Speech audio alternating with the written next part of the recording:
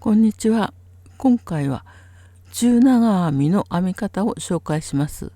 最初に鎖編みを10目作ります。作り目の鎖編みを10目編みます。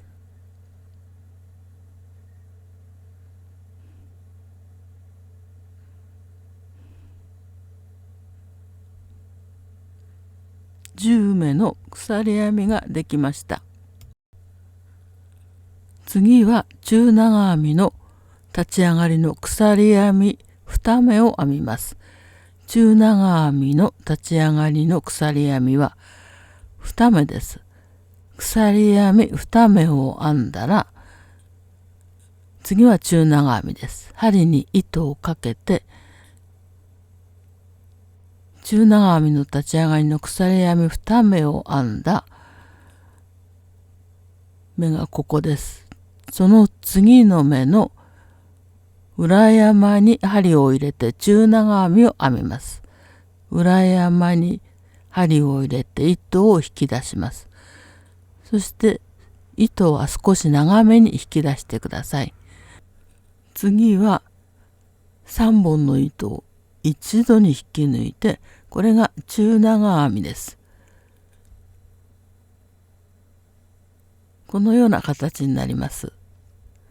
次も針に糸をかけて、次の鎖編みの裏山に針を入れ、糸をかけて少し長めに引き出して、糸をかけて3本の糸を一度に引き抜いて中長編みを編みました。この編み方を続けます。針に糸をかけて次の鎖編みの裏山に針を入れ、糸を長めに引き出してすべての糸を引き抜きます。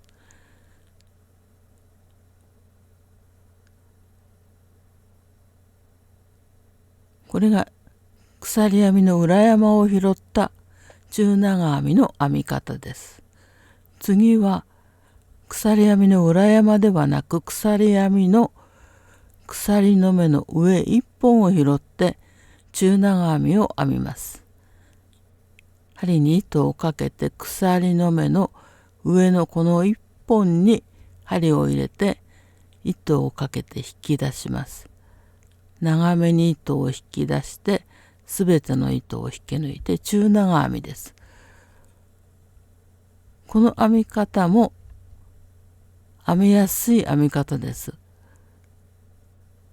鎖の目の上1本だけを拾いますので、拾いやすい編み方になります。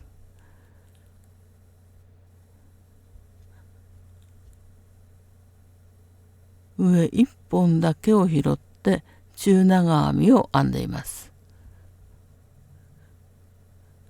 編むものによっては裏山を拾ってみたり、上の1本を拾ってみたりして編んでみてください。